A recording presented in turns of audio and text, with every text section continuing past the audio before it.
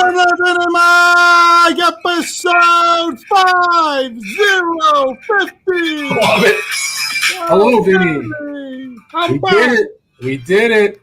My voice is returned. My I lungs miss are that back. voice. Everything is back. Everybody, just a couple things. Vinny had the sniffles last week. Good. The extreme sniffle. Nah, he's back. He's got his voice, and he is wearing his Raiders shirt. And no, he did not throw something into his TVs. That Mike knows of. He's doing okay over there for now. We're doing good. Everything is great.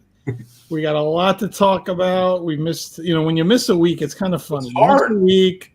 Yeah. It's hard. You miss a lot of stuff. Sports is one of these things that's fluent. We could be talking about stuff right now live here at 6:01 Eastern time, and then it's we're done with the show, and then all this other stuff comes out of nowhere, and we forgot all about it, or we didn't talk about it. But the big 5-0, Mike, we made 50.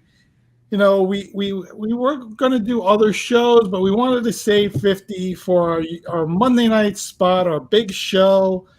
Go live here on YouTube. Say hello to everybody. So if you want to chime in, the comments section is there. Throw in your comments. Say hello. I think we got the glitching all taken care of live now. At least it seems like it right now. We're looking crisp. We're looking youthful and all that. So let me just get to a few of our business topics. Of course, the best. Vin and Mike is brought to you by Viggy Betts. If you go to Twitter, Instagram right now at Viggy Betts and tell him you're a fan of Vin and Mike, he'll take care of you with one of his monthly promos. I think right now he's doing $7.99 a month, last I saw. So, let him know you're a fan. Get your handicapping in. I know some of you need help out there, like me and Mike and our good friend Anthony, that we all have been losing the last few weeks in our DraftKings bets, but that's okay, because Viggy's out there to help us as well.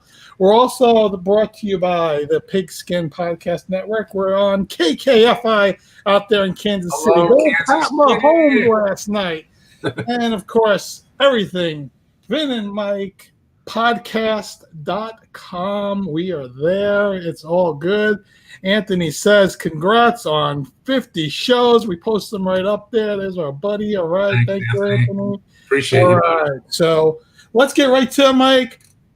Where do we start? Of course, big win. New York Jets. Jets.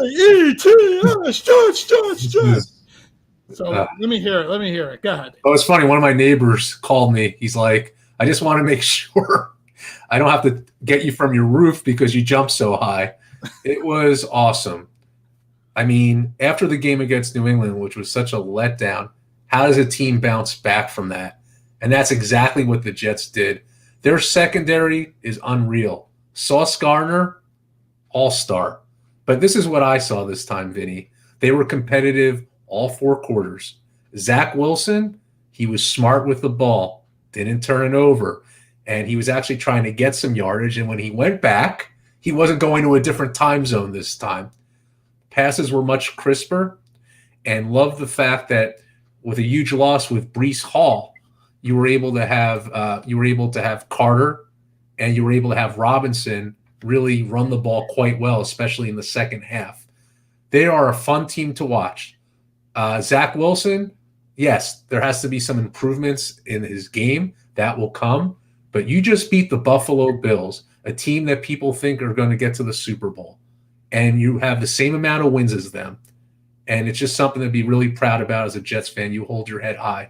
This team comes to play. They play hard. There's enthusiasm on the sidelines, and just love it. Their defense, I mean, they just don't quit. Aside from Sauce Gardner, Jordan Whitehead with an interception, Quan Alexander, DJ Reed, Mosley. I mean, they're stacked, right? So all I have to say is bravo to the Jets, and great game for Garrett Wilson as well. Him and Zach Wilson are starting to have great chemistry. And when you add some other receivers to that and build it out, you're just going to be that much more impactful. Now, with that said, they have a bye this week coming up. And then who do you play? The New England Patriots again. It is a revenge game. So the key is you can't play to their level. And if you play the game that you played against the Bills, you could win that. It's a huge game because then you got games against the Bears, the Lions that are winnable. So this will set you up for a lot of success, and there's no reason why they can't do it. I was so impressed again with the Breece Hall injury, how they stepped up against Josh Allen. He didn't really have anybody. He didn't really have any kind of long plays, and that's a testament to their defense. So it is great to be a Jets fan right now. We're exceeding expectations. Their over-under for the year was 5.5. They already won that. Yep. And now we got to talk about the playoffs. And to me, why not? Why can't they win the AFC East? There's no reason why they can't. They continue to play at this pace, it would be possible. There's nothing that's out of question right now. I look at the schedule, and the one thing I noticed is I'm getting some back feed. Oh, really? Yeah. I don't hear it on my end. Hello? Do you want to? Something from you. Is it okay? Shut off something. Hold on. Okay. I think we're good. Okay. Good. Yeah. Part of a live. We do it live. All right. So their defense was phenomenal. That was the whole point of that game yesterday. They were fantastic. I just love the way they play in the secondary. Sauce Gardner is, like you said, is an all-star, all-pro. He's on his way to being your next Darrelle Revis kind of player. Maybe not at that level, but you could see he's going to be a Pro Bowl kind of player and got a lot of potential there, and it makes you really happy, and see the rest of the defense around him and the good pass rush, young guys. It all comes together. And Zach, Garrett Wilson says he loves number 2, and Zach is starting to find them, and I think that's going along. But I'm going to bring it back a little bit for me here, and this is the importance of after the bye week, right, is to get that New England win, because you got to go to Buffalo after that. I know you got to go to Minnesota, you got to go to Seattle, you got to go to Miami. So you got tough road games. You got some pretty easy home games, if I remember. I think it was Bears. I think it was Lions, and I can't remember. Maybe it was the Jaguars was the other team. So you got 3 really good winnable home games, and if they could get this New England game, you put yourself right there to 10 wins, let's just say.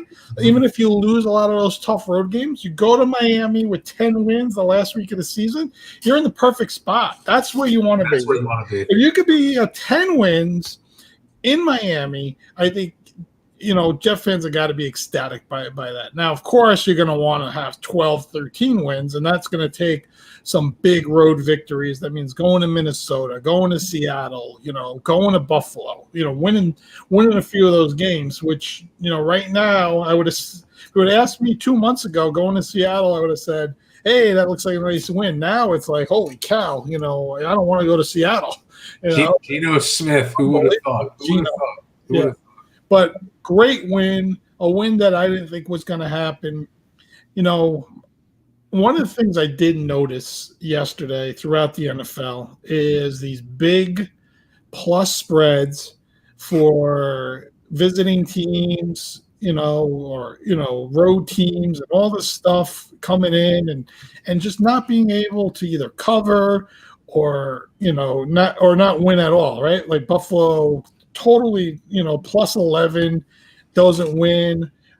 There was a bunch of those kind of road spreads where teams were favorites or big spreads, and just basically, didn't cover, didn't win, all this kind of stuff. So it goes back to my point of winning on the road in the NFL is hard, and especially covering point spreads in the NFL on the road is even harder. So, it's some of the things for people to think about, with all that. But with all that said, real exciting times here in New York. We know the Giants were on their bye week, so they're happy. They're also happy that Kadarius Toney did not catch a touchdown last night from Pat Mahomes, so they didn't have to go berserk this morning or anything like too crazy.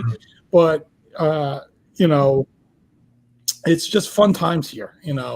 From Zach Wilson and Daniel Jones, who are 2 quarterbacks that a lot of people are not sure about and probably still iffy about, but both teams are finding themselves in the perfect spot, and they're in a really good position to make a nice January run and bring some more excitement around the New York area as we lose Aaron Judge in free agency. I got to ask you something. Are you going to predict like you did with baseball? Go ahead. A Giants-Jets Super Bowl. Is it possible? No. Okay.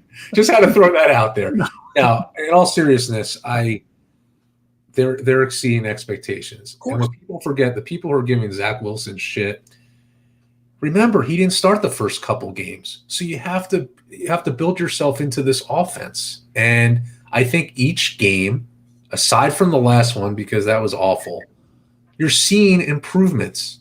You're seeing he's throwing the ball better. He's gaining more confidence. He's holding on to the ball.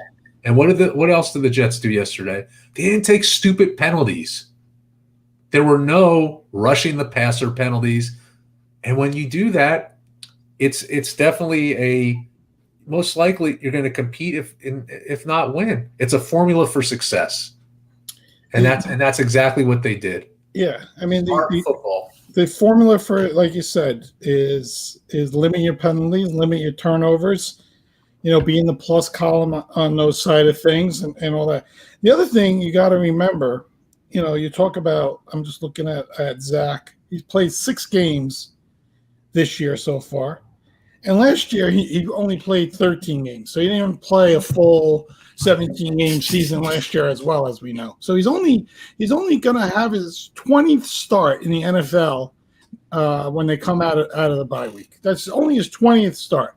So you could see the improvement. I'll tell you, see the improvement in Justin Fields in Chicago.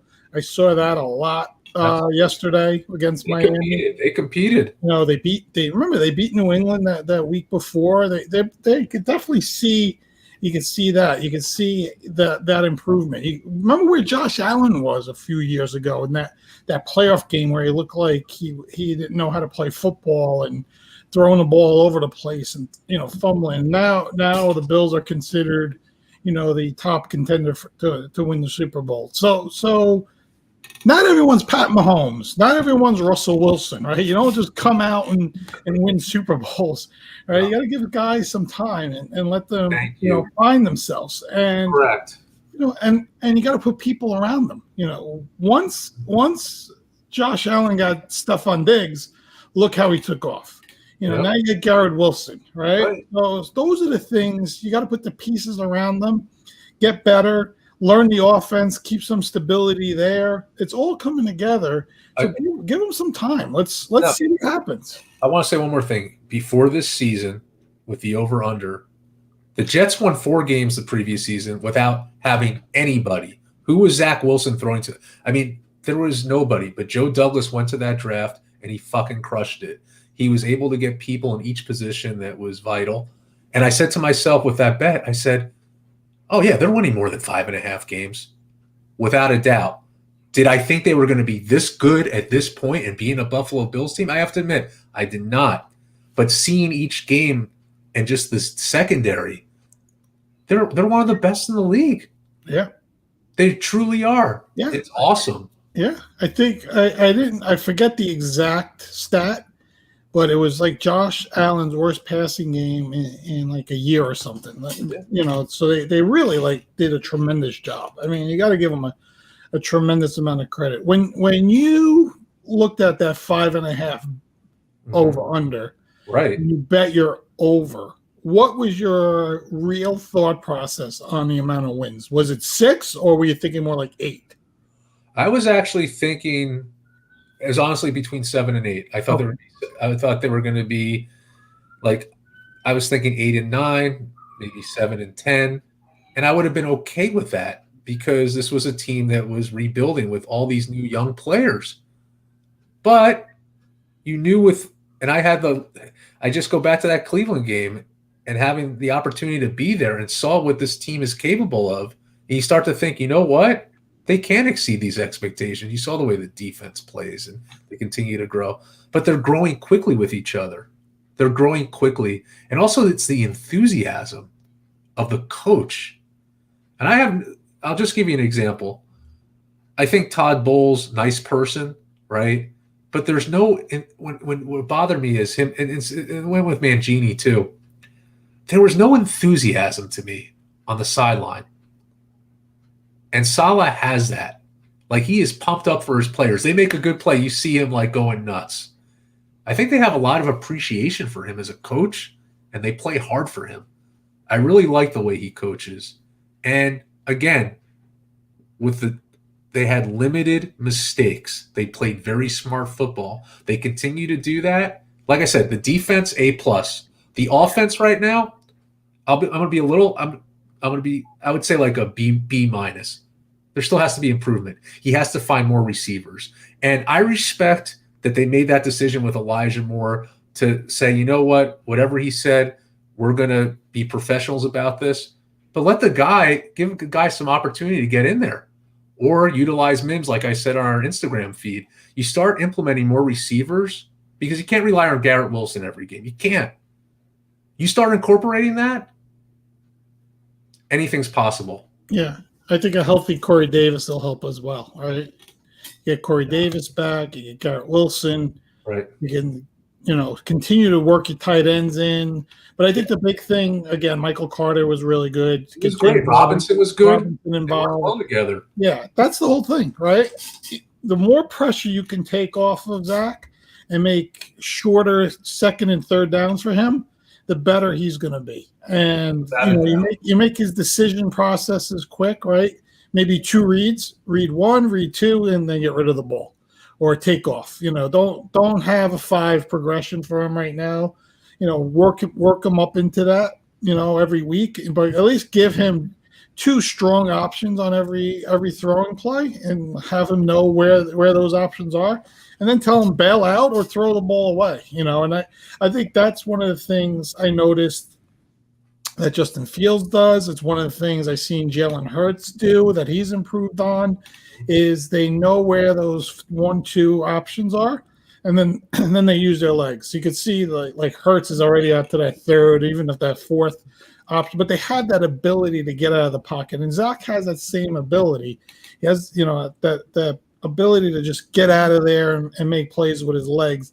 I think a lot of these quarterbacks are realizing they're the guys that defenses don't really cover down the field, right? Like Mahomes last night, on a 3rd and 17, runs for 20 yards on a first down, because he gets out of the pocket and does a tremendous job once he's out of the pocket. Yeah. It's like you got to try to like keep these guys in the pocket. So I got to say one more thing with Josh. I try to take Zach out of the pocket too. Yeah. I think he has the capability. Also, I got to commend Josh Allen, the way he runs. He's like a freaking running back. That guy's a freight train. He's a freight train. Yeah. He's watching. I watched the whole Sunday night game last night, and watching Derrick Henry run the ball. Holy cow!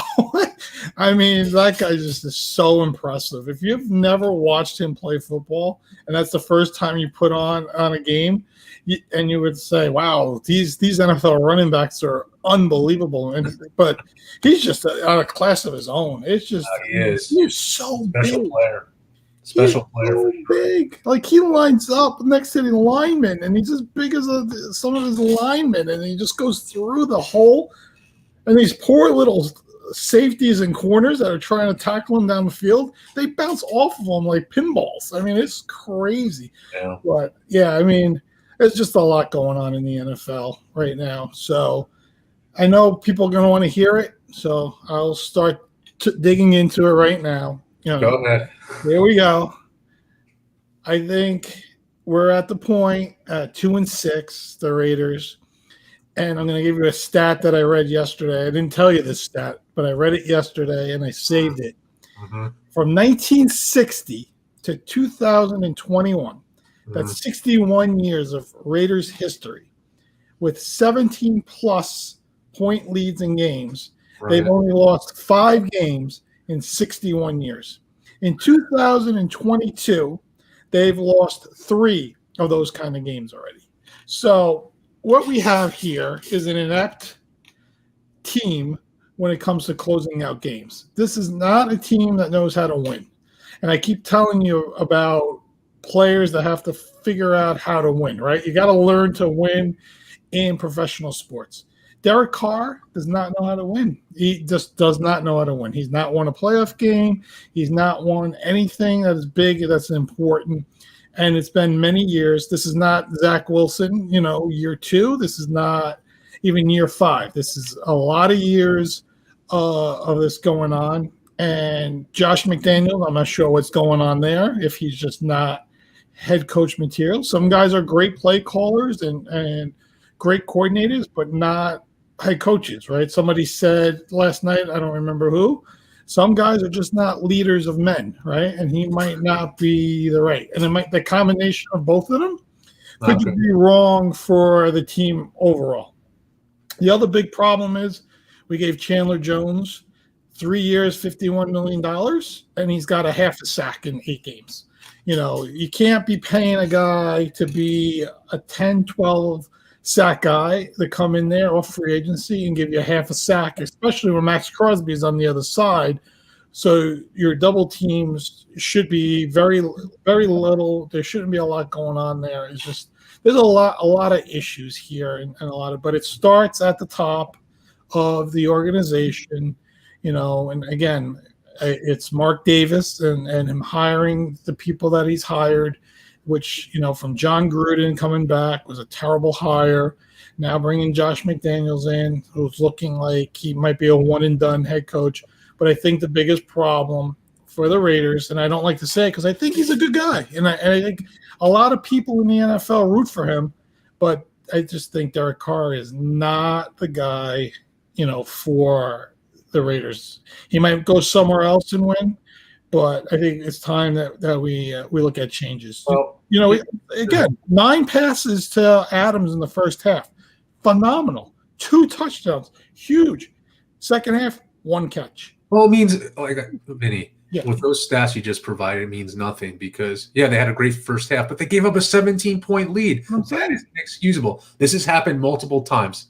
That is coaching, upper management, and the team. You need a total revamp. Yep. Totally unacceptable. Yep. Period. Yep. And look, I come out, no matter what, I support my team. People know me. They know how bad this team has been since 1984 when the last time they won a Super Bowl.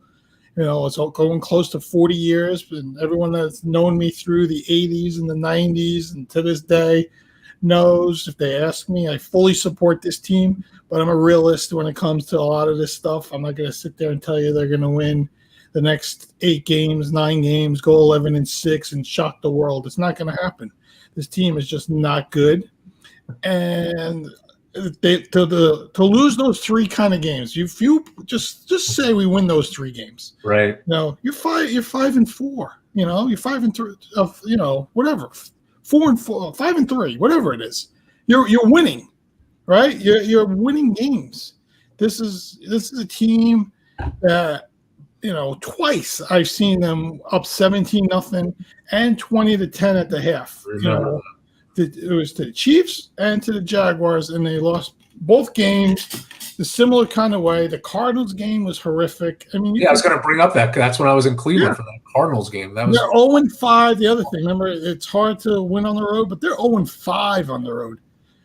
By the way, talking about road, because of course the Eagles are 4-0, but the Jets are 4-0 on the road. They're the only 2 undefeated teams on the road in the NFL. They have a better road record than a home record, and that's another reason. It's amazing. But I'm just, again, to regress, 0-5 on the road, just not acceptable. Just not a good team. Losing to getting shut out by a team that is letting up 30 points a game left and right in New Orleans. They get shut out. They get across the 50-yard line in the fourth quarter in that game. They come out firing like madmen in this game. It looks like they're going to score 40, and they score 3 points. They scored nothing in the entire second half. It's just unbelievable. I'd be shocked if the coach lasts another year. You just can't. You have to revamp. No, you can't.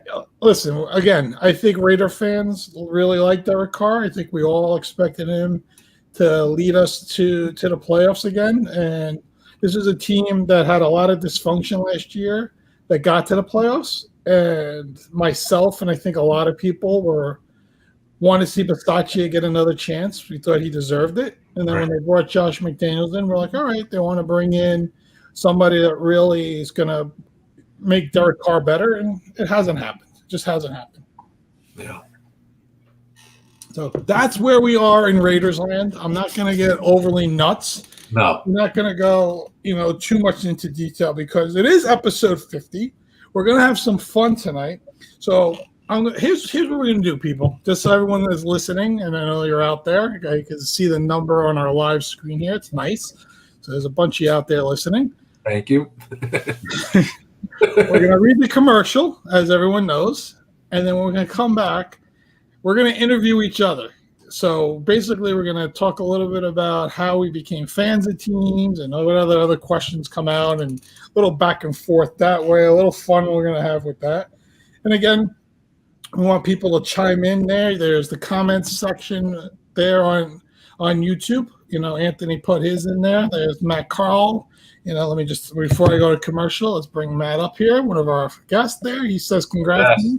One of the best. Yep. Good guy. But let me read the little commercial here. So, Mike, I'm going to give you this scenario today. Ready for this one? Can't wait. All right. Here it is. Zach Wilson is lining up on the goal line. It is now 2017 Patriots here in New England, off the bye week. Zach has got the ball with 30 seconds left, 3rd and goal. The stakes are high. The tension is higher. Your pulse is racing, Mike. He drops back. He looks left. He throws. And what is it? Touchdown! Touchdown, baby! Touchdowns!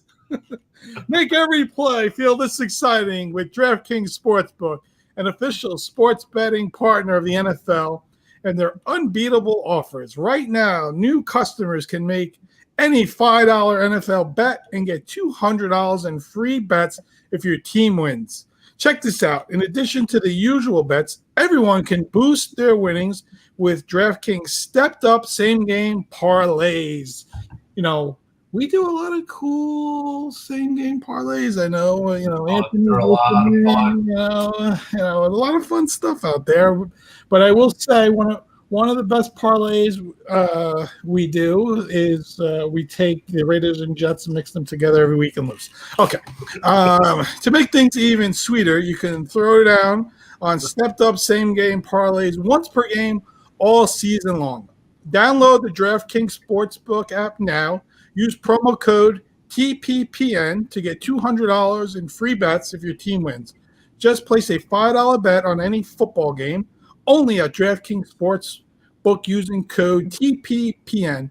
Minimum age and eligibility restrictions apply, and see show notes for details. So, it's kind of funny when I read this commercial, and this is the only reason I'm going to mention this, is I hear this $5 win $200 bet on every freaking DraftKings commercial there is out there.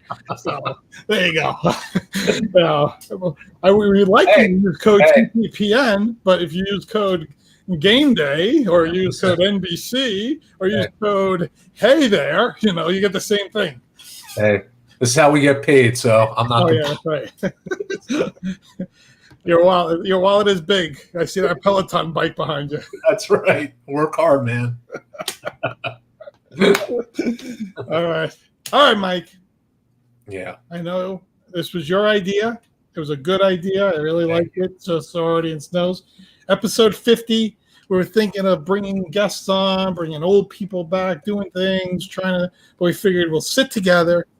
We'll do something a little different, and I was talk a little bit about ourselves in a different way, where just ask questions of each other of how we got involved with our team sports or whatever, and just see how it goes. So I will throw off to you. Oh, wait, this way? Are you over there? And then, go ahead. You start. So I thought, again, just piggybacking off that we interview people every week on this show. And people get to know us a little bit based on our questions, but they don't really know who we were and how we grew up with our teams and the podcast. So that's why I wanted to have this. So, Vinny, my question to you is, you talked about your father, how he was such an inspiration to you, huge Yankee fan. Yeah. And this guy, he would listen to spring training games on the radio. That's how. So I would love for you to talk about him and his passion for the Yankees, and if you remember going to your first game or just having the enthusiasm about them. Yeah, I could tell you a few things there.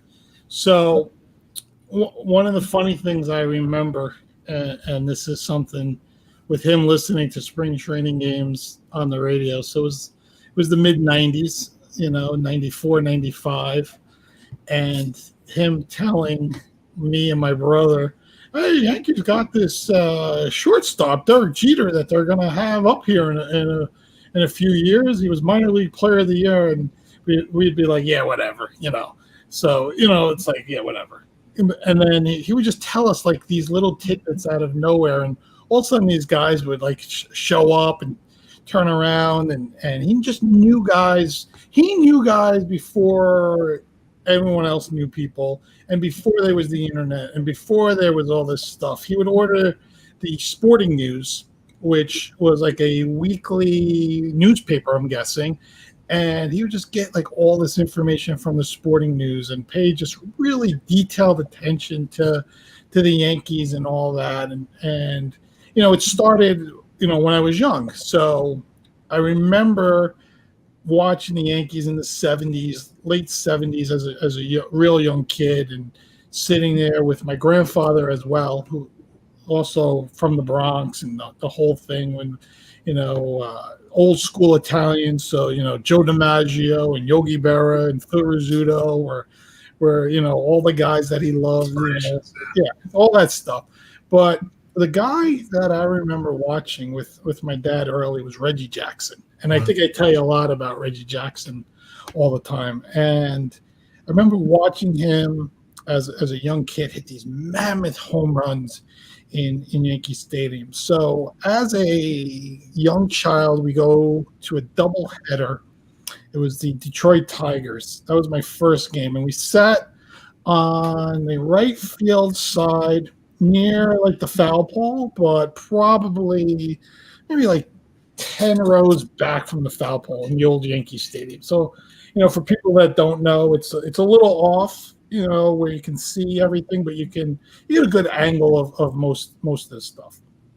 So I'm used to these mammoth home runs, right? So here's Reggie Jackson. And of course I get lucky. The first home run I ever see live is Reggie Jackson. But the only problem is he hit the ball literally 10 feet off the ground at like 300 miles an hour. At least that's what it looked like to me. And it went into the right field stands like a rocket ship, right? That's the way it looked as a young kid. And you see this like ball, and you're expecting these home runs to be, 80 feet in the air, fly over the wall, right. 500 feet, you think. This is a 350-foot line drive. Line drive, yeah. Like the way Stanton and Judge hit line drive, Reggie Jackson hit the ball like that. He was like before his time. He even talks about when he like lifted weights and all that stuff, in the 70s and all that. But that's really where it started. It started with Jackson. It started with those Yankee teams, and then my dad just paid attention to it. Even when you're a teenager and you're not really overly interested in sports, a lot of other things you're interested in.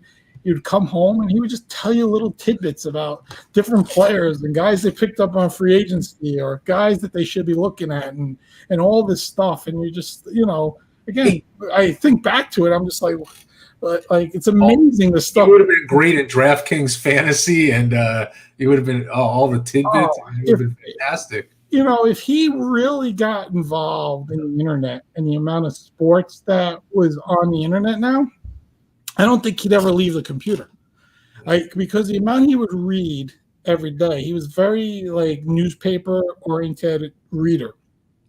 He'd buy the Post, the Daily News, the local paper. He would read all the newspapers, right? That was just like his thing. So now you put it in his hand in a phone, and not only give him the New York papers, you're giving him every freaking city's papers. Forget it. I think it would drive my mother nuts. You hear about these stories about people, getting in trouble on the internet and all. He got in trouble because he would have been reading sports all day. So that's what happened with him. aside from the Yankees, I know he was also he loved the New York Knicks as well. He went back in the day with Bradley, DeBusschere, Frazier. Tell us a little bit about that, because that's awesome. Those were the teams. Yeah, he was a young like an insurance. And he wasn't a broker back then, so he was an insurance broker most of when I remember. When he was younger, he was an insurance adjuster.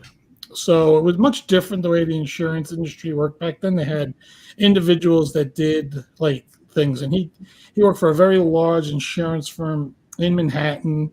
I think it was called Securities Mutual or something like that.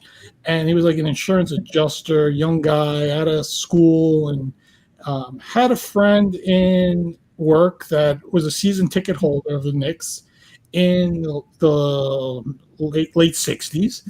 And he would go to all the games with this guy. It's like me and you leaving work, and you're a season ticket holder and say, you want to go see the Knicks tonight? And you say, yeah, let's go see the Knicks, right? And, you're a young 20-something-year-old guy, and that's what you do. So he would go to, like, all the games.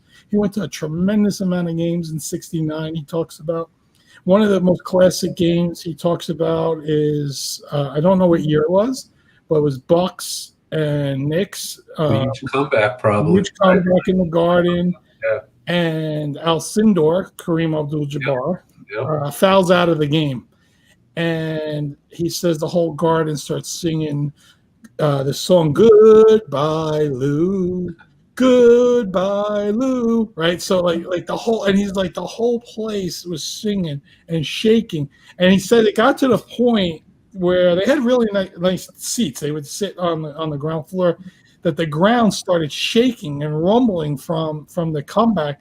They actually got nervous that the Garden was going to fall down. That's how like loud and crazy it was getting in there. But that's really how he started liking the Knicks. And I think that's where, my fandom started in really bad teams. I always mention Rory Sparrow and those guys, Trent Tucker and Lewis Orr. That's who I grew up with. Those are the guys that I really enjoyed watching, as bad as they were. You stuck with them. It's like Patrick got drafted. Patrick Ewing was phenomenal. I just talked to my brother the other day about this, and we were just saying how the Knicks lost the other night, and just aggravating every time they lose, because we said when he was going to leave the Knicks, Patrick Ewing, that people are going to really realize how great he was. We always felt that he was phenomenal. We loved him. We loved Patrick. He was like our favorite guy, like you, right? Favorite Knick, the whole thing. And you could just see it, right? Like, he's just so missed. Like if we would have had him with certain other teams, if he played with like Carmelo, they would have been better. We always talk about that. He never had the all-star representation. He didn't have a player. He had me, you, and Bachagaloop playing with him. It was ridiculous. Some of these teams. He had a bunch of CBA, third-ranked players that played with him and got them to NBA Finals. When you really think about it, in those 80s and 90s, besides Olajuwon, and I'll go with Shaq, of course, I don't know if anyone's better than him at center, right? I wouldn't say David Robinson was better than him, right? You really think about it. He was the top 3 center during that time, and you remember how important centers were in the 80s and 90s. He's one of the top 10 players in the NBA at that time, right? Jordan, of course, and Barkley, but he's right there during that time. There. So, with my dad's fandom with all that, you watch the Knicks, you watched it. And I will tell you, my dad watched everybody, right? He watched Oscar, Kareem, Magic, Jordan. He watched everybody, up until even the 2000s, LeBron, Kobe. And he said to me, I'll never forget, he said to me probably about 10 years ago, he said, I'm going to tell you the best player that I ever seen play basketball was Michael Jordan. And here's a man that saw everybody play for 50 years and said Michael Jordan was the best player he ever saw. So when people ask if you've seen everybody, he saw everyone, and he said Michael Jordan. So I'm just, those are some of the things you think about. Yeah. Let's talk about your shirt and the Raiders, because I get these questions all the time about you. How the hell is Vinny a Raiders fan? Didn't he grow up in New York? I did. And he did.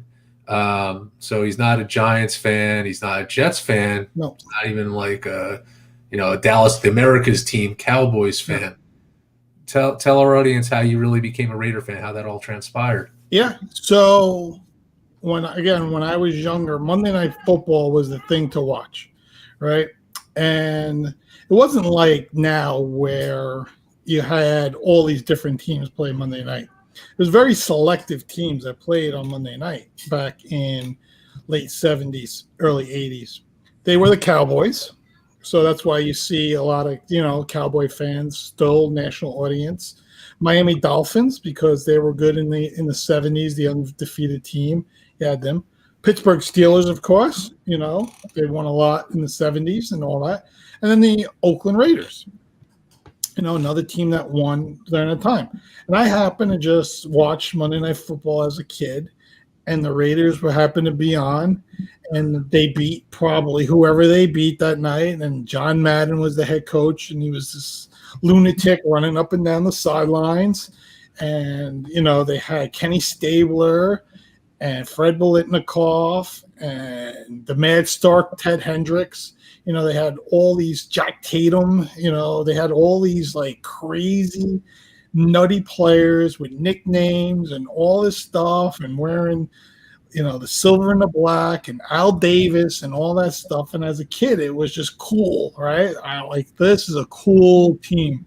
And then 1980 came around and Plunkett was there and they won the Super Bowl that year. And then as I got a little older, Marcus Allen is drafted and Howie Long, and you start gravitating to these like phenomenal kind of Hall of Fame players, which they both are. And they win another Super Bowl. They beat a Washington team that just won the Super Bowl, heavily favored Redskin team that they beat, a team that, like I said, just won. Marcus Allen with the 74-yard run, the whole thing. Yeah. So, it grabbed me early. It took me into winning, and with the winning as a young kid and going into your teenage years, you just embrace the team. They won 3 Super Bowls in 8 years, right? And during time when you're a kid. So that's how people become fans. You see a lot of like Patriot fans now, that are in their 20s and 30s from all over the place because Tom Brady won a lot of games and won a lot of Super Bowls. It's just the way it happens. And especially back then, there wasn't a lot of national games, right? You would watch. Right. The only thing on Sunday was Jets and Giants, and both were terrible in the late 70s, early 80s. And as a young kid, it's not fun to watch, right? It's just not. My dad wasn't a Giants or Jets fan. He was a Vince Lombardi fan. He liked the Packers. That's the way he was. But they were never on, so I didn't watch them. So I didn't care. This Raiders team was on, and they were good, and they won, and they continue to win. And here we are, 38 years later, and they haven't won since. And I'm stuck with them, and I can't get them out of my head. Yeah, no, that's awesome. Yeah. Final question for you, and then I'll switch it over to you. Yeah. We're at episode 50. Yep. Big milestone for Vin and Mike. What was your thoughts when we had that initial conversation back at the Strip House to now, and what has happened, and what are your thoughts of what we've achieved? Yeah. I mean, you asked me if I would think of doing a podcast, and I said, yeah, of course. But I said, let's do it right. And I think I've told this story. I said, let's do it right. And, we took 6 weeks, 8 weeks. We went through various platforms. We looked at a lot of different things. We bounced a lot of questions off of each other and came up, with the concept and the ideas of how we wanted to run stuff.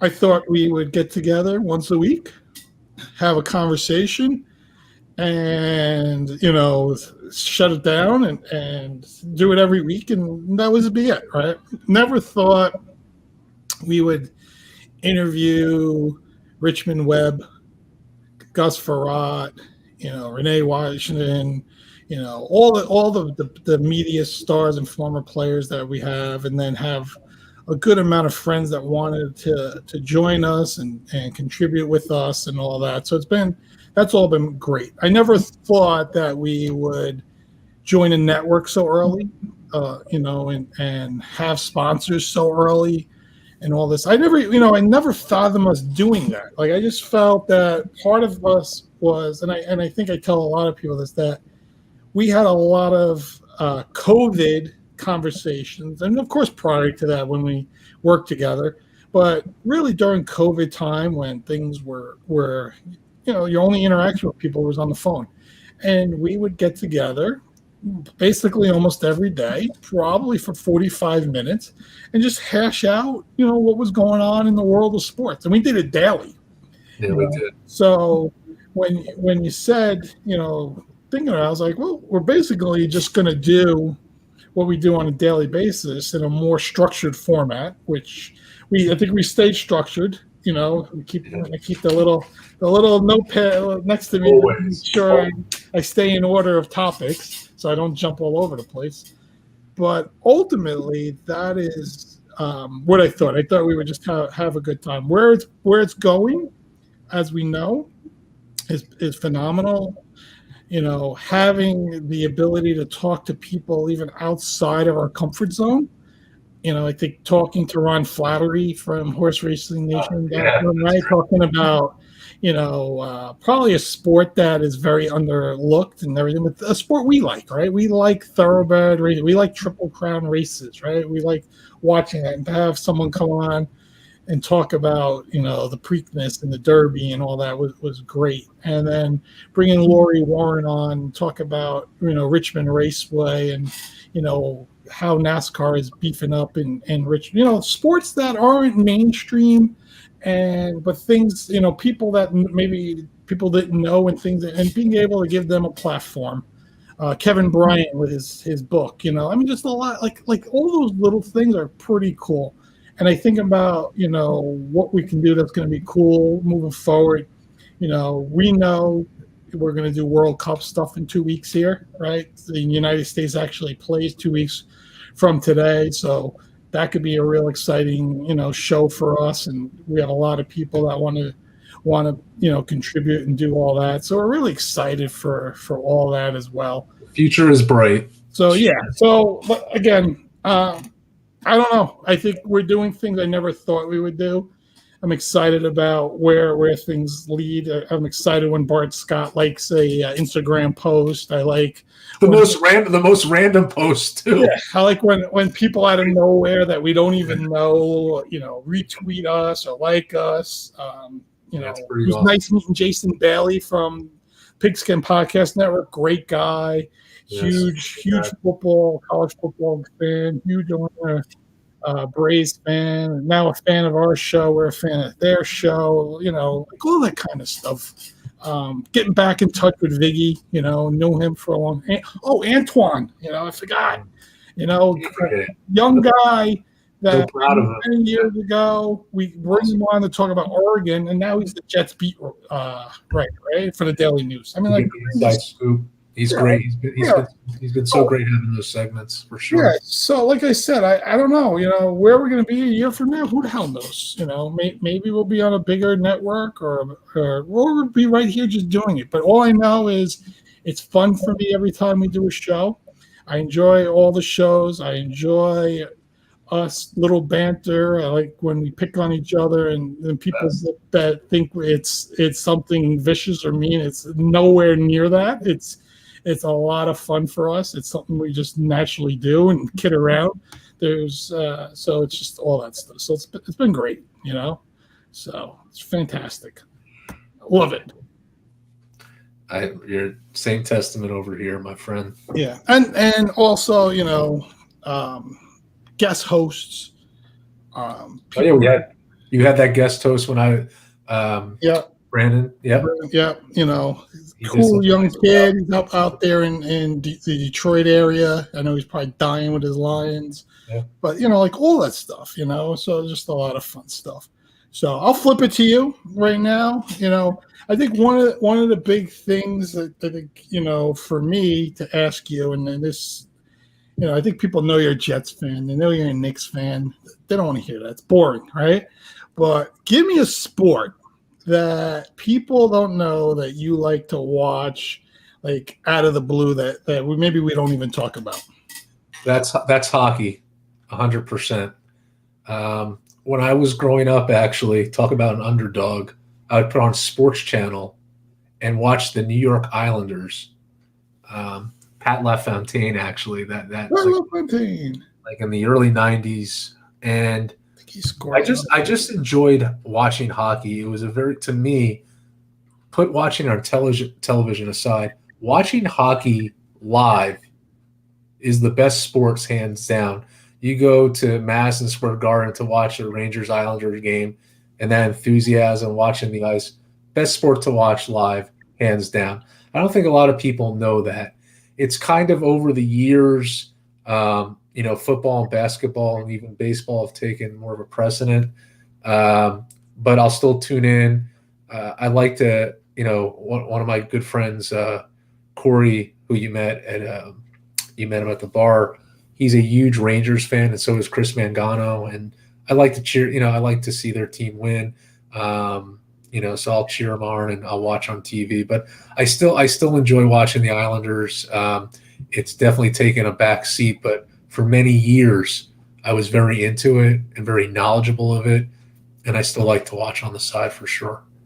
Yeah, I remember for me, like the '94 season with the Rangers was just like a huge thing, and I went to a lot of Ranger games in the early '90s as well. Got to sit next to like the goal line, and John Van Beesbrook was the goalie for the Rangers, so that was a lot of fun back in the day. So all that. I just want to say one more thing. If you ever want to watch something on YouTube, that's one of the greatest, I think, hockey games of all time. It was the 1984 first round Rangers Islanders Game 5. And Ken Morrow hit the winning goal in overtime. That overtime period was probably one of the most exciting things to watch I've ever seen in a hockey game.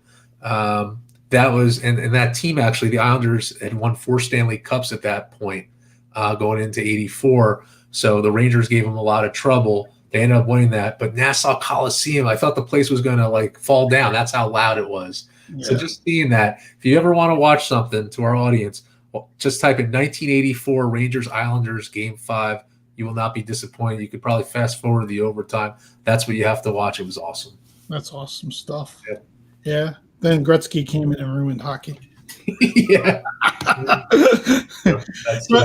So I know we talk about like historical things and top 10 lists and all that stuff. I think it's one of the things that people that don't know you is if I throw out these top 10 lists to you of all time, or a trivia question, it's something that you really enjoy. So give me, and I'm gonna throw you on the spot right here. Brother. Okay. I'm gonna give it to you. Ready? I'm gonna give you the top 5, and I think it's fair. Give me the top 5 favorite players in any sport that you like to watch. Oh, that's great. It's gonna be past 2, right? Of all time. Anybody you watch, so you physically have to watch them. You can't give me, Bill Russell, because you never saw him play. So you gotta give me guys you've seen play. Okay. You could be any sport, but give me from 5 to 1 your favorite guys, and give me a little tidbits on them. All right. Well, I'm not going to do any order. I'm just going to give you 5 because it's so hard. But we talked about him with your segment. Patrick Ewing is in there. Patrick was a warrior. And when he came to the Knicks in '85, there was so much hype because Bernard King was hurt and he was going to change the Knicks around. And as we talked about, Vinny, those teams were not good. He was the nucleus of those teams. He built them up. And he played with heart every game. He built himself up, and he was a competitor, and he made his teammates better. If you think about those teams, like when they traded Bill Cartwright for Charles Oakley, which was huge because they got a forward, you added him, and then you eventually had Anthony Mason and John Starks and Hubert Davis. And when they got to the finals, finally in '94, it was awesome. And that's what I really want to say about Patrick is that he made his teammates better. He was well coached with the Riley years, and he would, from the defensive end to offensive end, it was heart. That's what I miss about the NBA. I still love it. It's one of my favorite sports to watch. But back then, segueing out from the question a little bit, every team had some kind of all-star representation. You weren't seeing like players. You would never see a Patrick Ewing say, I want to go to this team because my team's losing. He wanted to win in New York, and that's what made him awesome. Yep. Next, I'm going to baseball. Donnie Baseball, Mr. Don Mattingly. Oh, man. I'll tell you, like, when I was a little too young, but just watching highlights of him, like in the 87, when he hit those grand slams, and him and Dave Winfield playing together. And again, just his passion for the game. But for me, what really came about was the 95. And he had back problems, but he just always pushed himself more and more. And they played the Seattle Mariners, and I just remember he got some huge hits, and it was always a pleasure just watching him at first base. I remember there was an incident where he went over the crowd and took a kid's popcorn so nonchalant. He just took it and ate it. And Donnie Baseball was the best. And you think about those awful teams they had, too, with like Danny Tartable and Matt Noakes and Kevin Moss. And there wasn't really a lot of people on those Yankee teams, but he always stood out. He was the face of the Yankees. And we talked about Vin. If he stayed healthier, didn't have those back problems, played for a good 10-plus years, maybe won another MVP, he would be in the Hall of Fame hands down. But that was important to me as a New Yorker. All right. Yeah.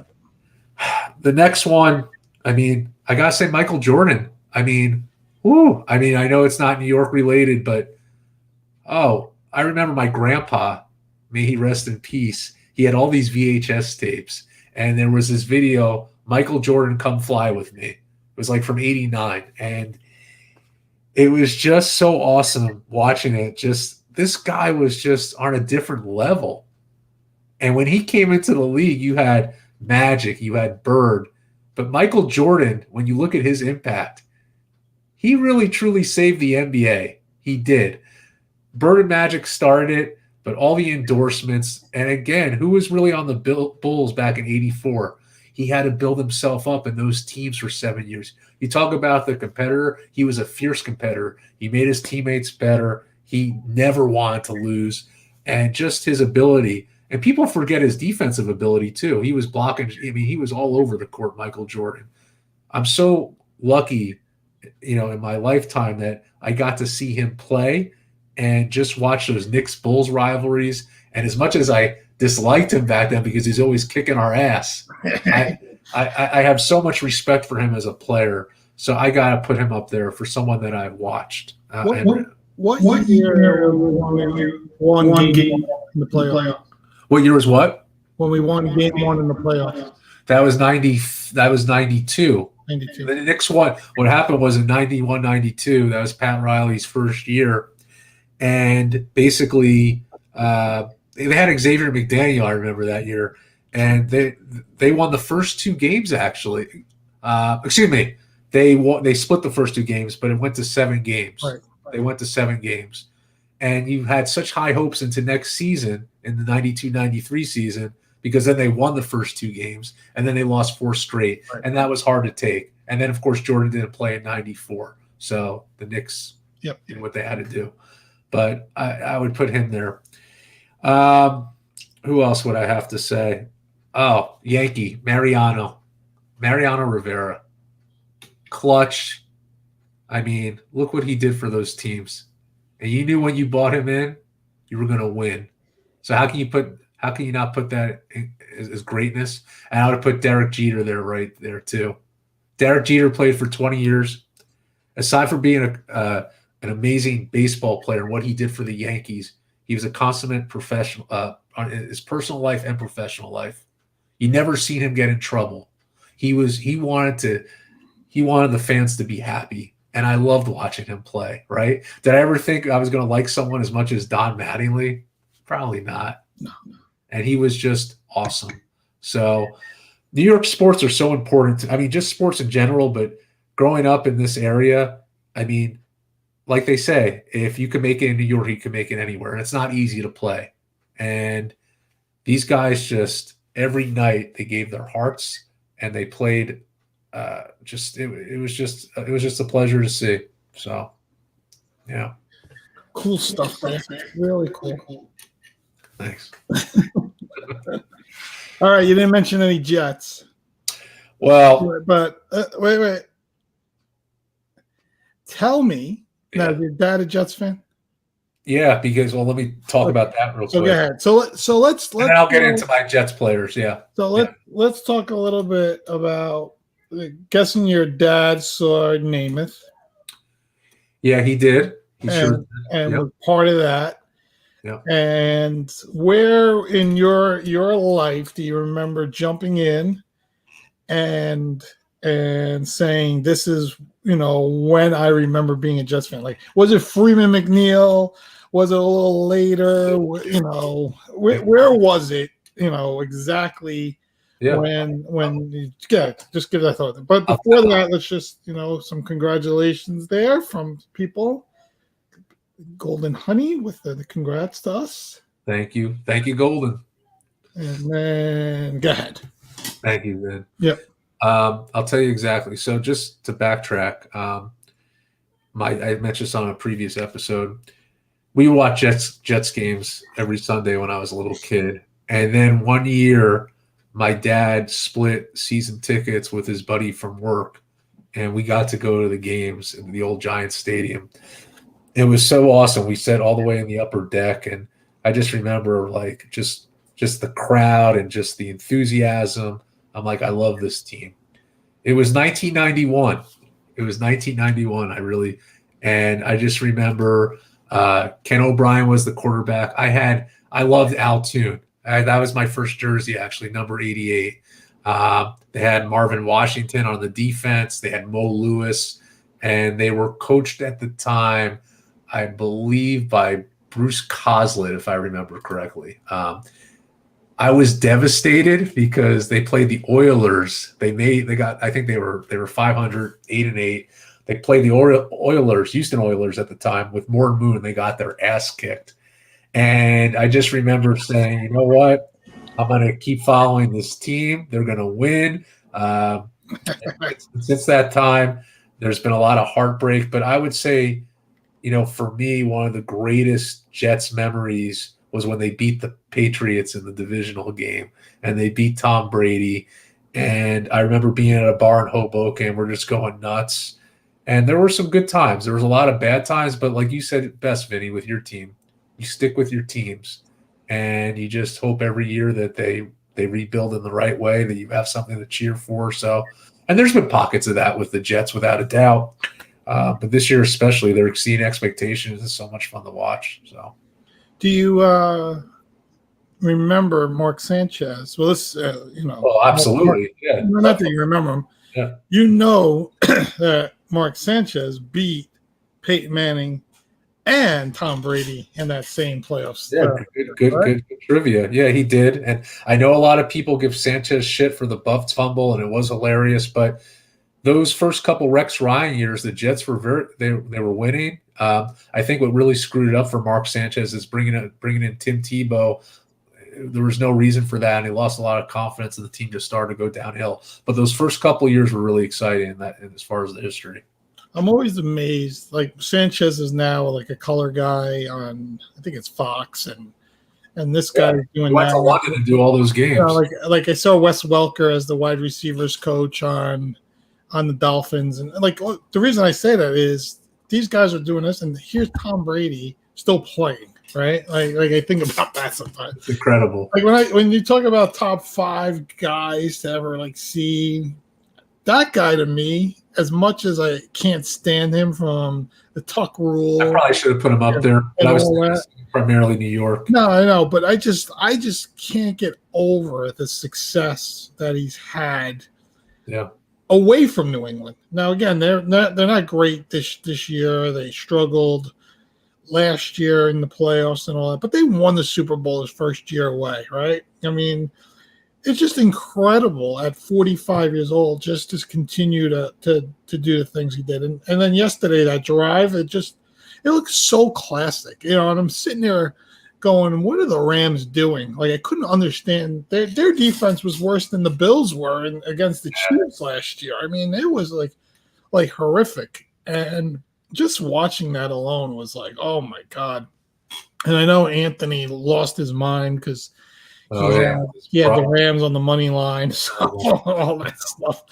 But you know, besides Brady and Jordan, who's the greatest non-New York player you've seen?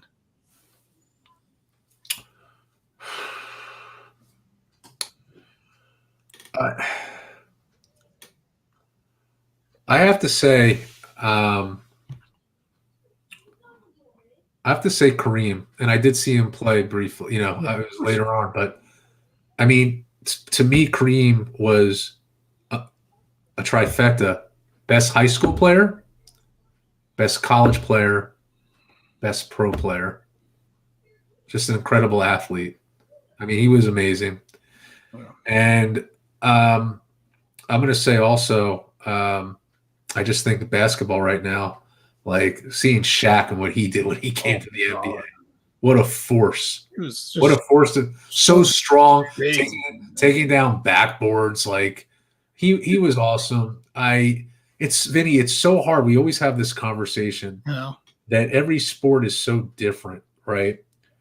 But I have to tell you that if the question was asked, which athlete had the most effect on the sport or the viewership, I would say it would have to be Tom Brady or Michael Jordan. Probably more Michael Jordan, because the NBA was really in shambles.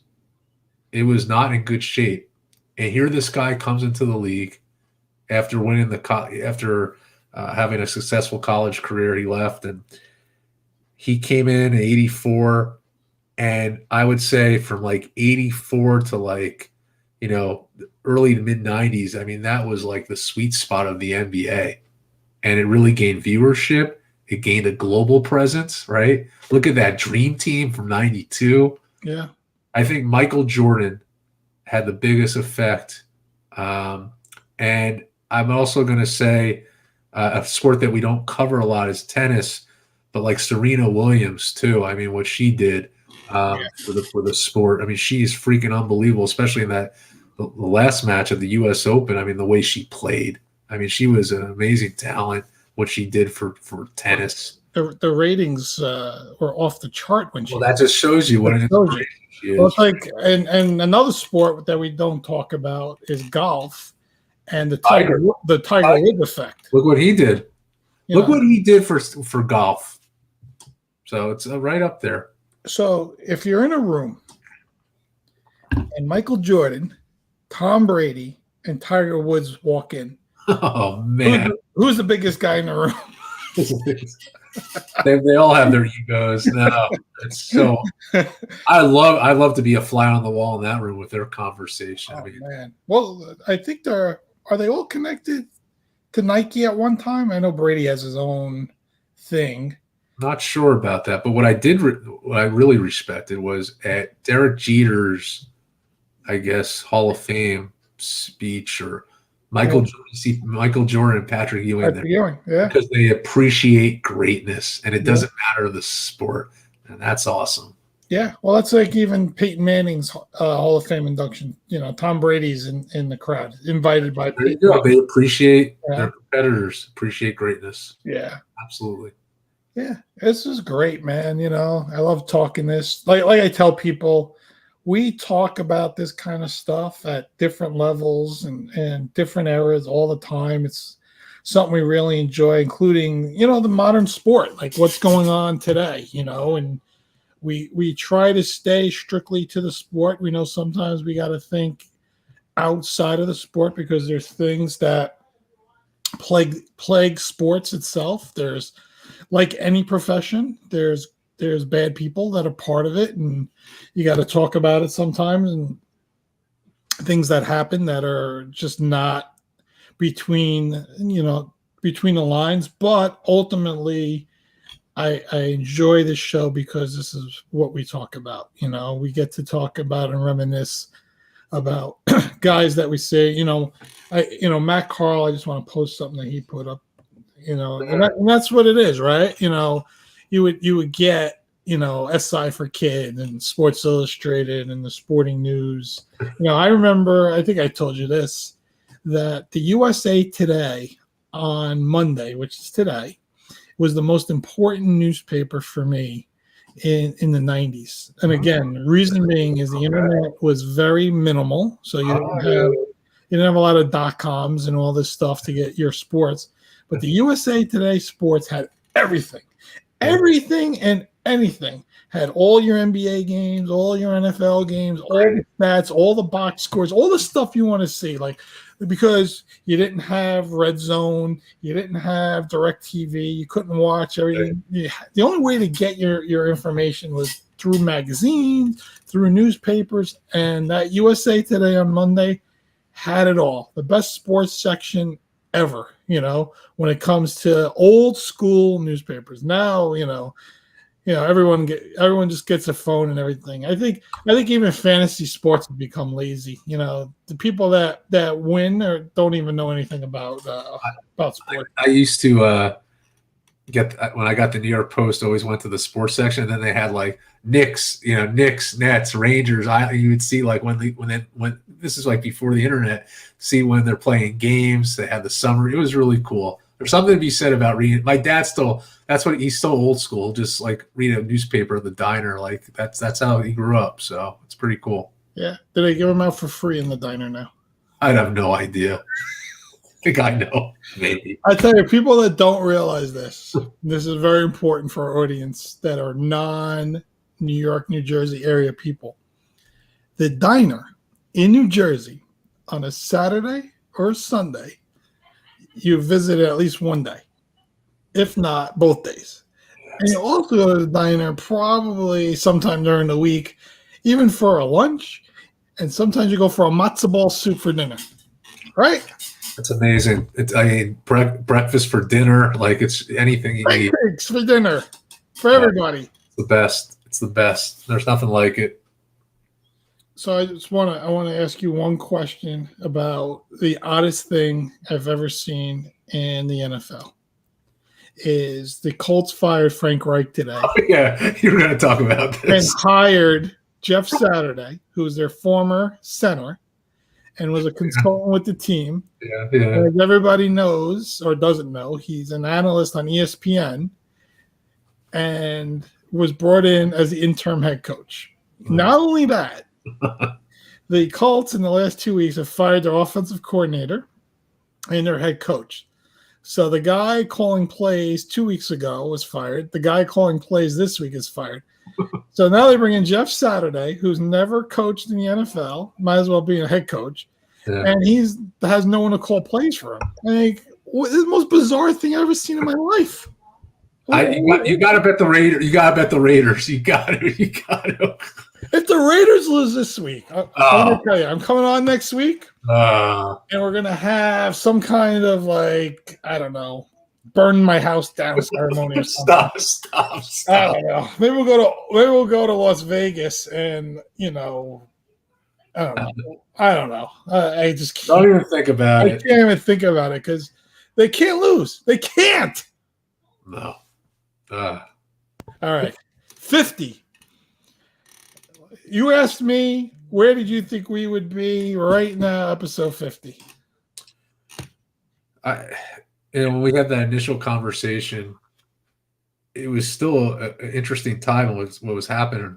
I mean, COVID was still a mist, but like we told our audience, Vinny and I, we talk about sports all the time, and we sat down that night. Podcasts, started listening to them and enjoy them. And I just said, let's have you think we could put this together? And a lot of times people will say something and you'll wait and wait. But we went right into effect because we just really work well together. I think, as you'll see, that we have different personalities, but when you have the same personality and someone's exactly the same, it's never going to work. I expected us to do it. I expected us to have fun with it.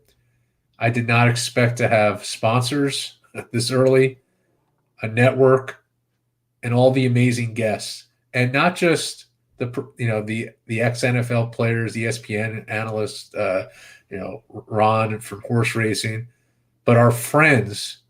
And Vinny and I are very, very lucky to have such good friends in our life, because they're always just cheering us on, and they want to be on the show. They provide great entertainment, and I couldn't be happier the direction of the show. We said when we started this that this is a show where you could tune in and just get away from reality, meaning that you get away from all the crap news that you hear. We don't discuss politics. We don't discuss religion. We don't get involved in touchy topics. It's just sports. It's fun. It's insightful. And I think how we speak, how we leverage each other, it's just a formula for success.